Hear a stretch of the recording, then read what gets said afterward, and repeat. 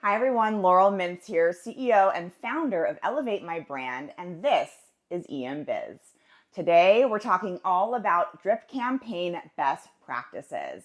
And yes, it is still incredibly important that you create drip campaigns because email marketing, much to a lot of people's chagrin, is not dead. In fact, it's still one of the best converting platforms or channels out there for most brands. And when you think about it, it really makes sense. These are folks who have already raised their hand, opted into your marketing, and told you that they're interested in whatever your product or service is. So give the people what they want. Make sure you're creating great drip campaigns, because the truth is that a great drip campaign means that you don't have to think about it. A lot of drip campaigns are set it and forget it, or what we call evergreen, so that you can work on bringing in new audiences instead of worrying about how to nurture your existing one. However, there are a couple of points that I want to make about how to build the right or the best drip campaigns for your brand.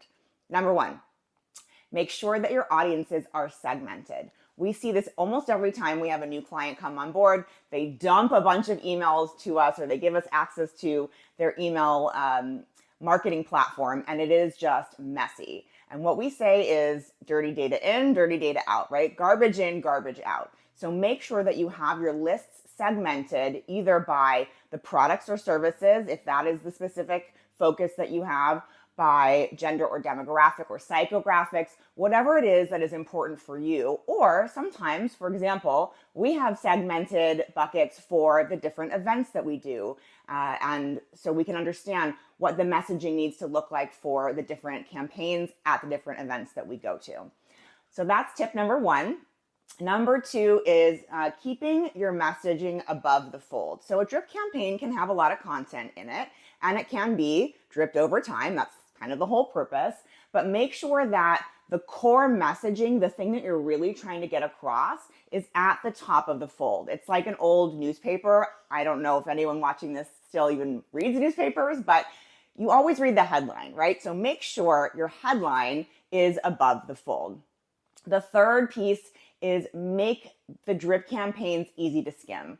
You've heard me say this before, but people have the attention spans of gnats or goldfish, whatever animal you want to think about. And we need to make sure that they can, again, capture top of fold, but capture the data points that you want them to take away with them in like 10 seconds. I think it's like people make an impression in 6 seconds or something crazy like that. So make sure that they are easy to skim. That could be bullet points, that could be different colors, different buttons, etc.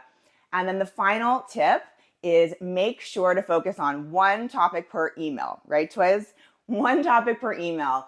The rule is you don't really want to have more than 3 kind of calls to action or 3 important points in any given presentation or page.